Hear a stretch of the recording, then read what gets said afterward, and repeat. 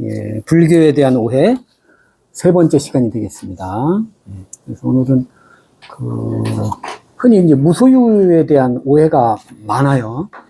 이거 갖지 말아야 돼, 가져야 돼, 뭐 이런 논란이 있어서 저도 사실은 그런 것 때문에 오랫동안 고생을 많이 해서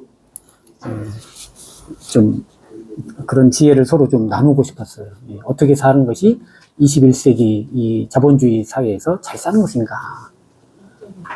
근데 이제 스님들이 살아가는 방식과 제가자가 살아가는 방식이 이게 꼭 같을 거라고 생각한 게 저는 잘못이었다고 생각해요. 돌아보면.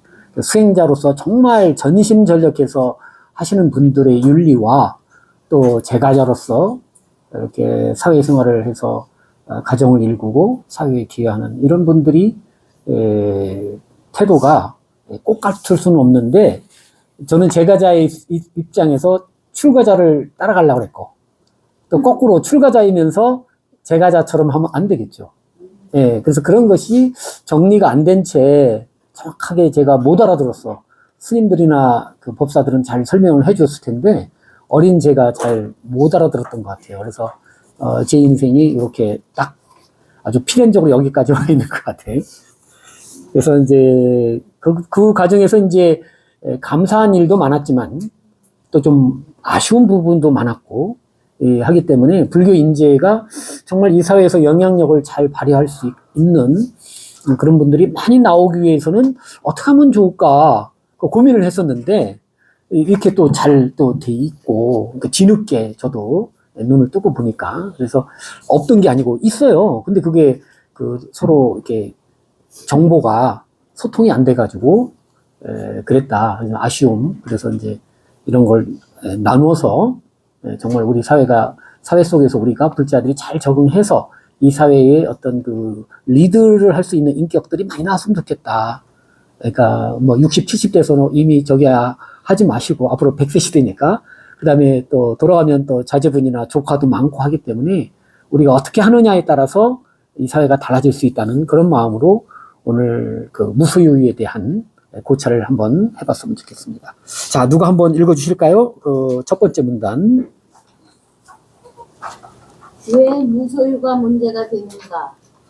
무소유는 단순히 소유하지 않으려는 윤리적 태도를 뜻하는 것이 아니라 애초에 소유라는 개념 자체가 성립하지 않는다는 존재론적 행차를 담고 있다.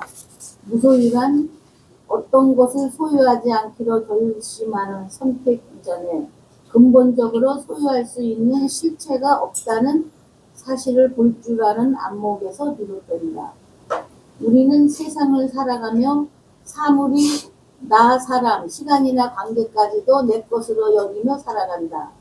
그러나 실제로는 그것들을 관리하거나 잠정적으로 이용할 수 있을 뿐 소유할 수는 없다. 이처럼 잠정적 이용을 영구적 소유로 착각할 때 우리는 집착하고 움츠르고 애쓰고 베풀지 못하는 경향을 지니게 된다. 어떻게 이해가 되셨어요?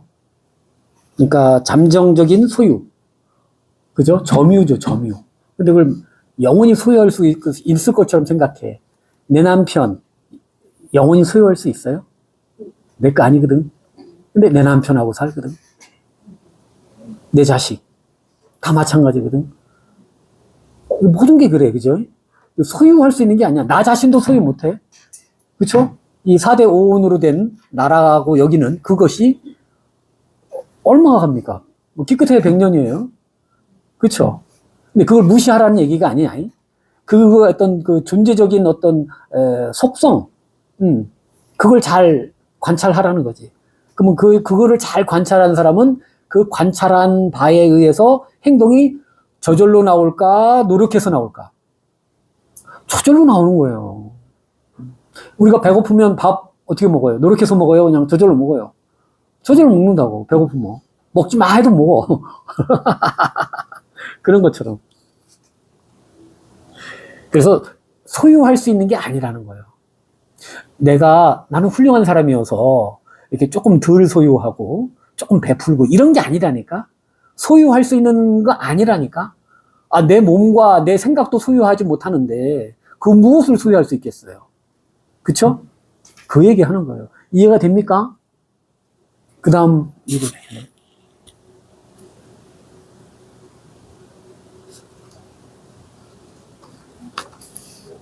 무소유의 어떤 대상도 진정한 의미에서 소유할 수 없다면 나라고 여기는 그 존재조차 내 뜻대로 완전히 통제할 수 없을 터이다.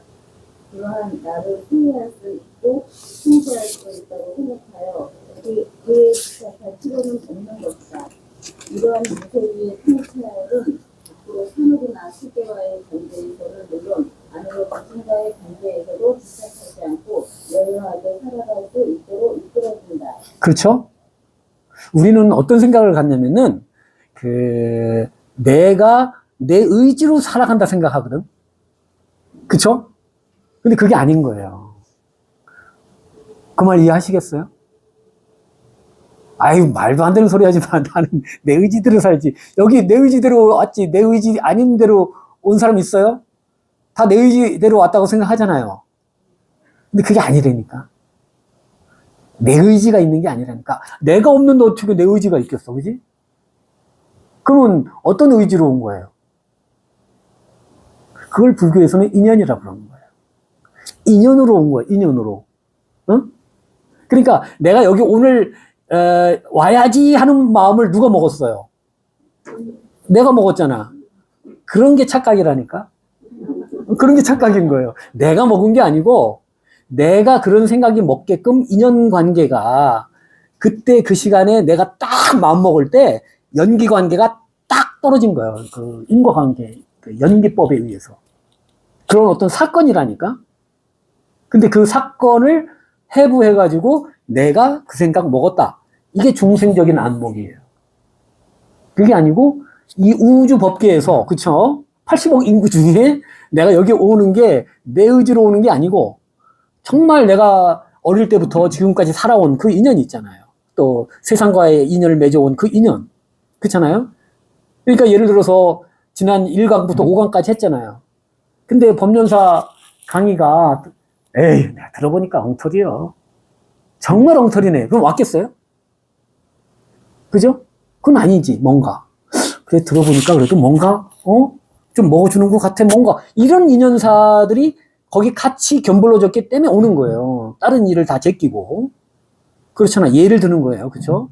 네, 그런 것처럼, 한순간 한순간이 사실은 우주적인 사건이라니까, 사실은. 그러니까 내가 그런 생각 먹은 것도 뭐라? 우주적인 사건인 거예요. 내가 먹는 게 아니라니까. 그러니까 한편으로서는 무아라고 막 배우고 뭐 하면서 집에 딱 가가지고는 내가 내 의지로 왔다. 내가 내 의지로 배웠다. 그러면 그거는 앞뒤가 안 맞는 생각이라니까요. 뭐로 절에서 무아라는 공부를 배우냐고. 아무 소용 없는 거예요. 집에 가서는 유아로 사는데. 무아를 배운 나로 사는데. 유아로 사는데. 그럼 그게 유아로 사는 거요? 무아로 사는 거요? 끝까지 유아로 사는 거지. 그렇잖아요. 그러니까 절에서 배운 게 아무 소용이 없는 거야. 그렇잖아? 스님들이 암만 피 터지게 떠들어도 아무 메카리가 없는 거예요. 효과가 없어. 집에 들어가갖고 끝까지 유아로 사는데. 그래서 그건 왜 그러냐면 내가 내 의지대로 내 자신을 통제할 수 있다는 생각, 주도권을 갖고 있다는 생각 때문에 그러는 거거든. 그렇다고 해서 우리가 주도권을 놓자는 얘기는 아니야. 그 주도권이 없으면 버스도 못 타고 밥도 못 먹어. 그렇잖아요.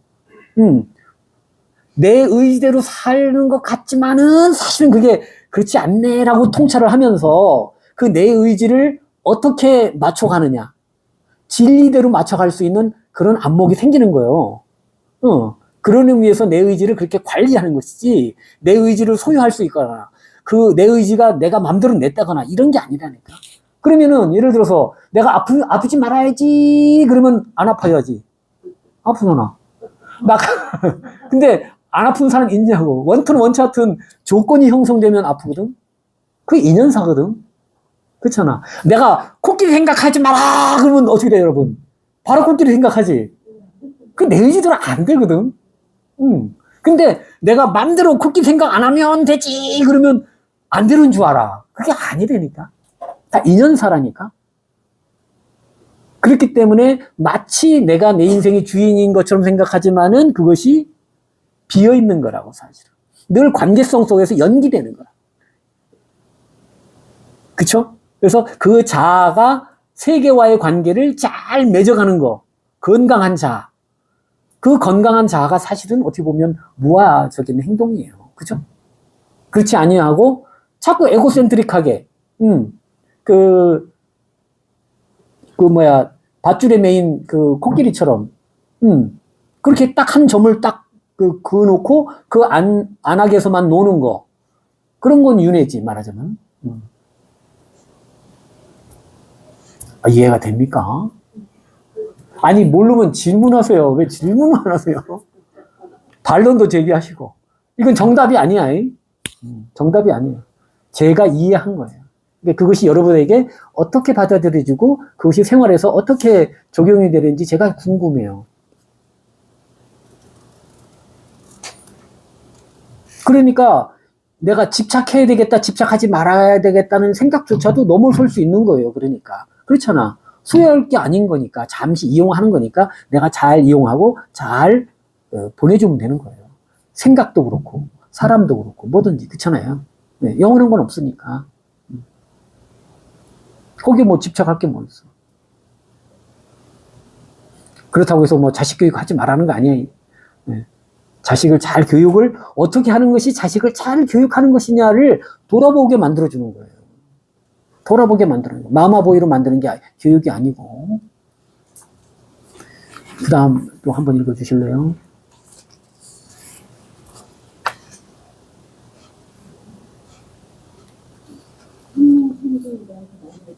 우는 지능자, 부자, 지능 힘이 이 세 가지가 모두 청정하다. 공하다는 통합이다. 이는 관계 일률적 신수성을 말하는 것이 아니라 존재의 실상, 그 주체가 공화가 하는 존재의 깊은 통합을 실현한다. 나 자신을 비롯해 모든 존재는 구성된 자성이 없기에 본래 통일할 수 있는 그 어떤 것도 있을 수 없다. 자기의 덕분이면 나와 법을 집착하는 일과는 거리가 멀다. 무소리는 존재의 실상에 대한 지적에서 비롯되며 그런 작업을 우리가 이미 흩어 열반한 존재인을 확인시켜줄 것이다. 그래요. 그러니까 그 삼륜청정이라는 말을 많이 들어봤죠. 응? 주는 자, 받는 자, 또 그 사이에 매개된 물건, 그쵸? 그 청정하다. 그런 말 많이 하잖아요. 근데 우리는 줄 때, 아, 내가 줬으니까 뭐 좀, 대가가 있겠지, 나중에라도. 투자 개념으로 하잖아, 투자 개념. 그게 나쁘다는 얘기가 아니야. 나쁘다는 얘기가 아닌데, 우리가 그렇다고, 되게. 바라는 마음이 있잖아. 예. 근데 그건 이제, 흔히 말하면은, 청정하지는 않다. 이렇게 불교에서는 얘기하는 거예요. 왜냐면 그건 윤회의 세계로 만들거든? 윤회의 세계로. 그래서 착한 일을 많이 하면 어디로 가요? 하늘나라 가는 거예요. 근데 이 공부는 하늘나라 가려고 하는 공부가 아니거든. 원래 해탈된 그 열반을 확인하려고 하는 공부지. 그렇잖아요. 그렇기 때문에 3년 청정이 돼야만이 그 자리가 그 자리다. 그 얘기 하는 거예요. 그렇잖아요. 그것이 존재의 실상이다. 그러니까 내가 주잖아. 누구한테, 그죠? 내가 주잖아. 그때 뭐냐면은, 아, 내가 지금 준다는 생각이 그게 바른 생각일까? 바른 생각이 아닐까? 이런 통찰에 의하면. 바른 생각이 아니지. 인연사에 의해서. 그죠? 이 우주의 인연사 속에서 내가 줄 만한 조건이 형성돼서 그때 딱 그 사람한테 그 물건을 딱 주게 되는 어떤 사건인 거지. 근데 그걸 내가 줬다? 그건 어리석은 생각이지. 그건 중생적인 안목이에요. 그거 아니거든. 다 인연생, 인연놀이거든. 그럼. 그게 바로 안목이죠. 그러면은 내가 주고 나서 내가 받아야지 하는 생각이 날까, 안 날까? 안 나지. 나는 그냥 우주적인 다루마에 의해서, 인연에 의해서 수순할 뿐인걸? 뭘 줬다고 내가 자랑하고, 뭔가 내가 투자했으니까 언제나 주겠지. 이런 마음이 있겠냐고. 그거 없다니까. 출가자만 그러겠어요? 제가자도 마찬가지예요. 그러니까 이 공부는 출가제가 아무 관계 없는 거예요. 그냥 눈을 뜨기만 하면 되는 것이지 껍데기가 무슨 상관이냐고. 내가 산속에 있든 도시에 있든 아무 관계 없는 거잖아. 3년 청정이라고. 본래 3년 청정하다고. 3년 청정해야 된다는 가르침이 아니고 본래가 3년 청정하다니까.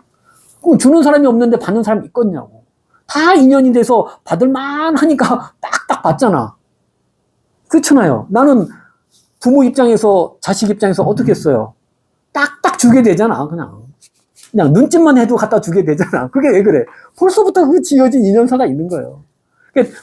딴 사람이 눈짓하면 안 줘. 근데 자식이 눈짓하면 딱 갖다 줘. 그거 뭐예요, 벌써? 그거 다 연계 관계인 거예요. 그러면 뭐, 주는 자가 없고, 받는 자가 없는데, 무슨 중간에 매개체가 있냐고.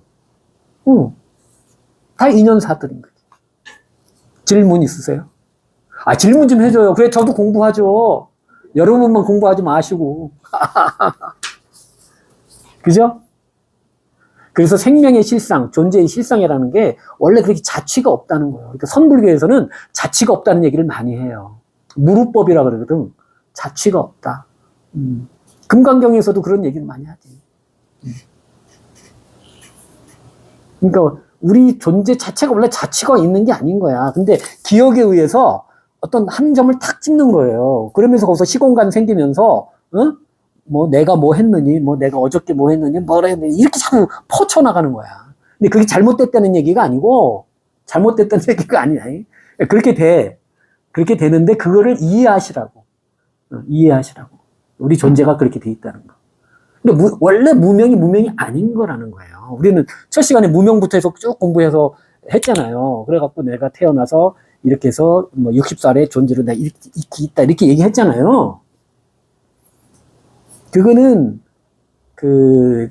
말하자면 우리의 어떤 흘러가는 인생의 어떤 흐름을 그럴듯하게 이해시키기 위해서 그렇게 12연기로 설명한 거예요. 근데 그게 사실은 공한 거예요. 원래 그렇게 생겨먹지를 않았다니까. 우리는 원래 절대 자유의 어떤 무한 생명이라니까, 말하자면. 예.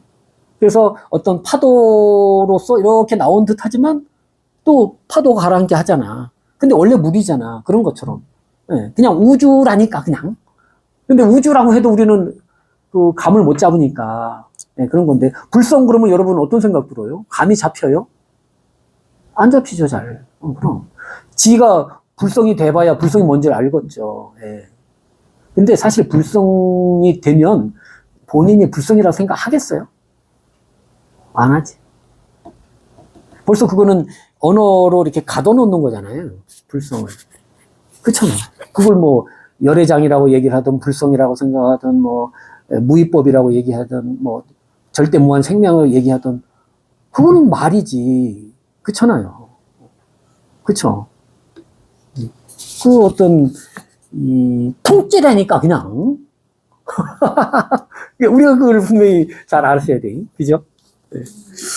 아이고 이 정도 하고요. 질문 좀 해주세요. 제가 옳은 소리를 하는 게 아니에요. 절대 그렇게 들으시면 안 돼. 그런 얘기를 할 수 있구나. 그렇다면 나는 어떻지 하고 이게 거울이야, 제가 여러분한테. 내가 딱 소리 지르면 여러분한테 그게 딱 반영이 되는 거야. 그럴 때